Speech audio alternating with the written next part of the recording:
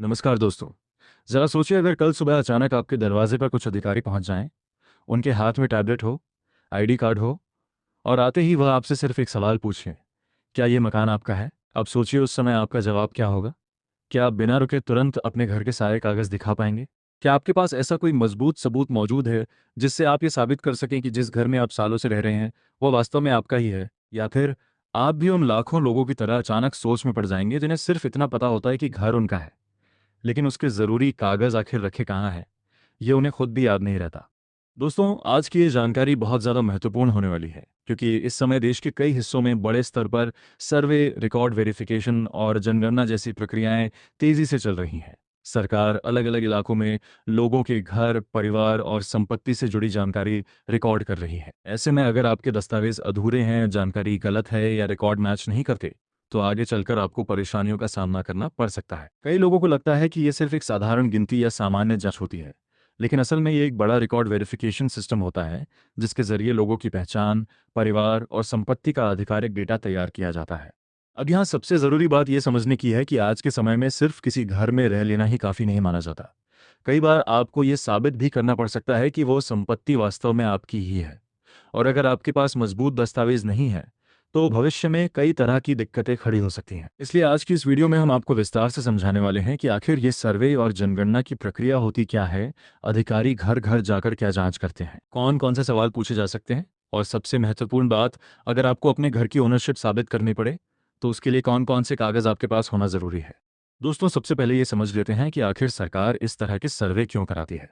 देखिए, किसी भी देश के लिए सही डेटा बहुत ज़्यादा ज़रूरी होता है। सरकार को यह जानना होता है कि किस इलाके में कितने लोग रहते हैं, कितने घर हैं, कौन लोग किराए पर रह रहे हैं, कितने परिवारों के पास खुद की संपत्ति है और कौन लोग सरकारी योजनाओं के दायरे में आते हैं। इसी आधार पर आगे की योजनाएं बनाई जाती हैं। सड़क कहाँ बनेगी, पानी की सुविधा कहाँ पहुंचानी है, किस इलाके में स्कूल या अस्पताल की ज़रूरत है, किस क्षेत्र में ज़्यादा विकास कार्य होना चाहिए, ये सब काफ़ी हद तक इन्हीं रिकॉर्ड्स पर निर्भर करता है। अब सोचिए, अगर रिकॉर्ड गलत हो या किसी इलाके की जानकारी अधूरी हो, तो इसका असर सीधे योजनाओं पर पड़ सकता है।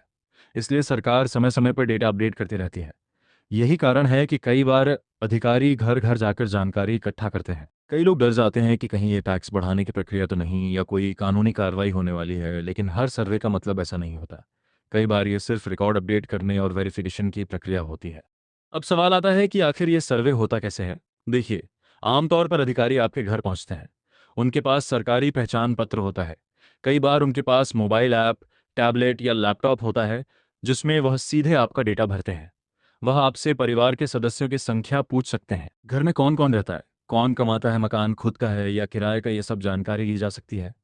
कई मामलों में घर की फोटो भी ली जाती है या लोकेशन रिकॉर्ड की जाती है, ताकि भविष्य में रिकॉर्ड सही तरीके से मैच किए जा सके। अब यहाँ एक और महत्वपूर्ण बात आती है। कई बार लोग बिना जांचे परखे किसी भी व्यक्ति को घर की जानकारी दे देते हैं। ऐसा बिल्कुल नहीं करना चाहिए। अगर कोई सर्वे टीम आपके घर आती है तो सबसे पहले उनका ऑफिशियल आईडी कार्ड जरूर देखें। ये सुनिश्चित करें कि वे वास्तव में अधिकृत अधिकारी हैं।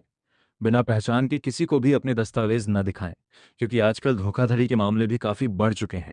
दोस्तों, अब बात करते हैं उस सबसे महत्वपूर्ण हिस्से की, यानी डॉक्यूमेंट्स की, क्योंकि यही वह चीज़ है जहां सबसे ज़्यादा लोग गलती कर बैठते हैं।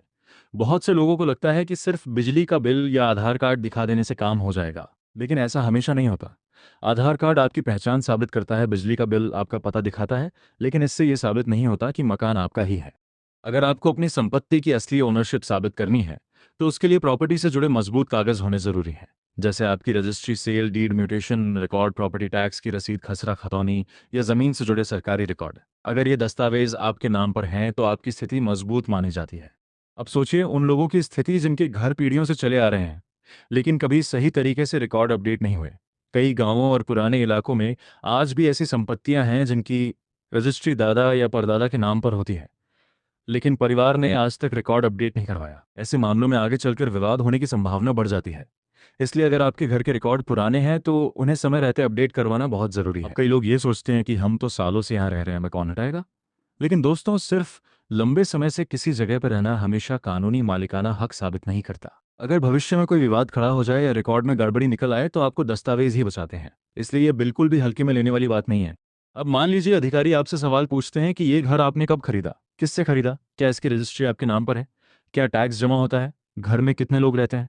अगर आपके जवाब और रिकॉर्ड में फ़र्क निकलता है तो मामला आगे जांच तक जा सकता है। इसलिए हमेशा सही और स्पष्ट जानकारी दें। कई लोग घबराहट में गलत जानकारी दे देते हैं और बाद में खुद ही परेशानी में फंस जाते हैं। सबसे ज़्यादा परेशानी किराएदारों को भी होती है, क्योंकि कई बार किराए पर रहने वाले लोगों के पास कोई सही एग्रीमेंट नहीं होता। ऐसे में अगर वेरिफिकेशन होता है तो उनसे मकान मालिक की जानकारी मांगी जा सकती है। इसलिए अगर आप किराए पर रहते हैं तो कोशिश करें कि आपके पास कम से कम बेसिक रेंट एग्रीमेंट ज़रूर हो। इससे भविष्य में कई समस्याओं से बचा जा सकता है। दोस्तों, आजकल डिजिटल रिकॉर्ड का दौर है। सरकार धीरे धीरे ज़्यादातर रिकॉर्ड ऑनलाइन कर रही है। इसलिए अगर आपके दस्तावेज पुराने हैं, फटे हुए हैं या उनमें नाम की स्पेलिंग अलग अलग है, तो उन्हें ठीक करवाना बहुत ज़रूरी हो गया है। कई लोगों के आधार कार्ड में नाम अलग होता है, बैंक रिकॉर्ड में अलग और प्रॉपर्टी पेपर में अलग। बाद में यही छोटी गलतियां बड़े विवाद का कारण बन जाती हैं। और सबसे बड़ी गलती जो लोग करते हैं वो है फर्जी कागज़ बनवाना। याद रखिए, आज के समय में रिकॉर्ड वेरिफिकेशन काफ़ी मजबूत हो चुका है। अगर कोई फर्जी दस्तावेज पकड़ा गया तो मामला गंभीर हो सकता है। इसलिए कभी भी गलत तरीका अपनाने की कोशिश ना करें।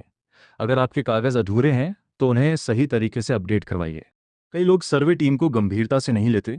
अधिकारी आते हैं और लोग कह देते हैं कि अभी समय है, बाद में आना, लेकिन बाद में वही लापरवाही परेशानी का कारण बन जाती है। इसलिए अगर आपके इलाके में ऐसा सर्वे चल रहा है तो पहले से अपने दस्तावेज व्यवस्थित करके रखें। अब सबसे ज़रूरी बात ये समझिए कि ये सिर्फ सरकारी प्रक्रिया नहीं है, बल्कि ये आपके भविष्य की सुरक्षा से भी जुड़ा मामला है। क्योंकि अगर आपके रिकॉर्ड सही हैं, दस्तावेज पूरे हैं और जानकारी स्पष्ट है, तो आगे चलकर किसी भी तरह का विवाद होने की संभावना काफ़ी कम हो जाती है। और दोस्तों, आज के समय में जागरूक रहना सबसे बड़ी ज़रूरत है। जो लोग समय रहते अपने दस्तावेज संभाल लेते हैं, रिकॉर्ड अपडेट करवा लेते हैं और सही जानकारी रखते हैं, उन्हें भविष्य में कम परेशानी होती है। लेकिन जो लोग लापरवाही करते रहते हैं, चलता है वाली सोच रखते हैं, वही बाद में सबसे ज़्यादा परेशान होते हैं। इसलिए अगर आपके घर के कागज़ कहीं बिखरे पड़े हैं, अगर आपने सालों से रिकॉर्ड चेक नहीं किया, अगर आपको खुद नहीं पता कि आपके घर की रजिस्ट्री किसके नाम पर है, तो आज ही समय निकालिए और सब कुछ एक बार ज़रूर जांच लीजिए। क्योंकि छोटी-सी लापरवाही आगे चलकर बहुत बड़ी परेशानी बन सकती है। अगर आपको ये जानकारी उपयोगी लगी हो तो वीडियो को लाइक ज़रूर कीजिए और ऐसे ही ज़रूरी और जागरूक करने वाली जानकारी के लिए जुड़े रहिए।